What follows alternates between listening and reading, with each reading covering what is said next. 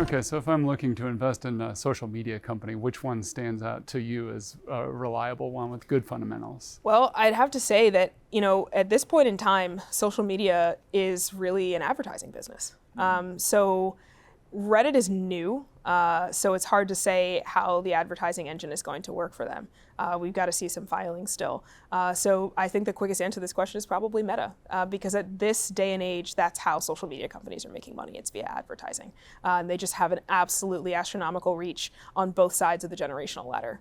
I'm going to zero in on Meta just for a second.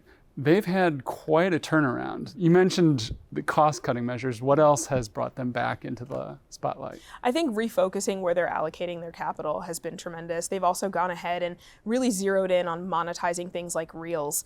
So they made a tremendous amount of adjustments in 2022 and 2023 when it comes to compensating creators. And they're also digging into more ways to go ahead and leverage their advertising, especially when it comes to retail media. So if you are a user of Meta platforms, whether it's Instagram or Facebook, you might notice there are more ads, they're more interactive, they're more tailored.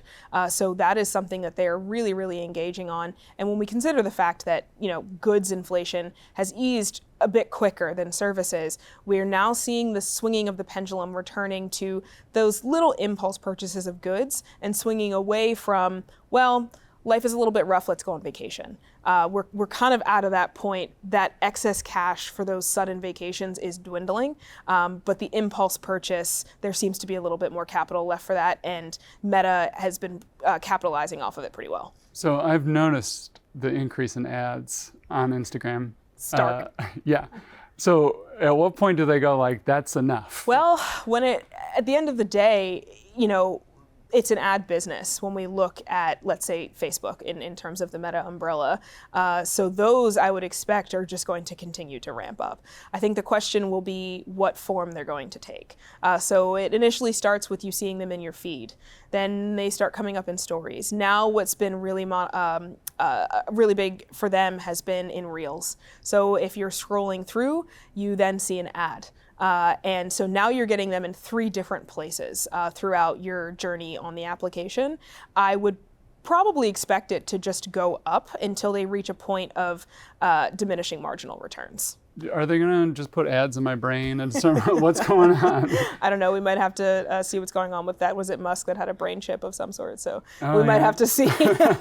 But I mean, the concept of walled gardens and different places where consumer data is stored, that is a universe that is increasingly available to different retailers. And so your data, however well encrypted, there are identities for each one of us. And so as different companies are able to leverage that, you will continue to get more and more personally tailored advertising.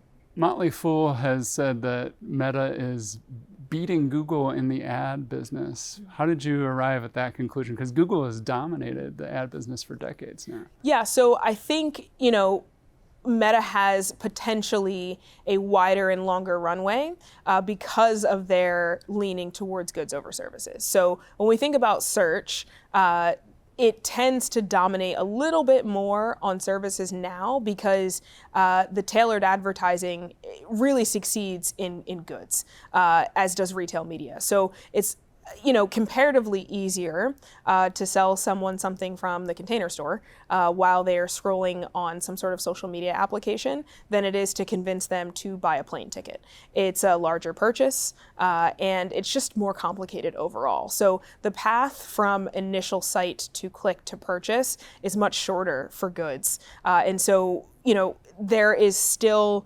quite a runway for Meta, but the way I see it is that comparatively speaking, the runway might be longer and wider for goods compared to services, which is where we see Google kind of dominating. Gotcha. Well, thank you so much, Shelby. It's a pleasure. Thanks for watching, and check out more at qz.com.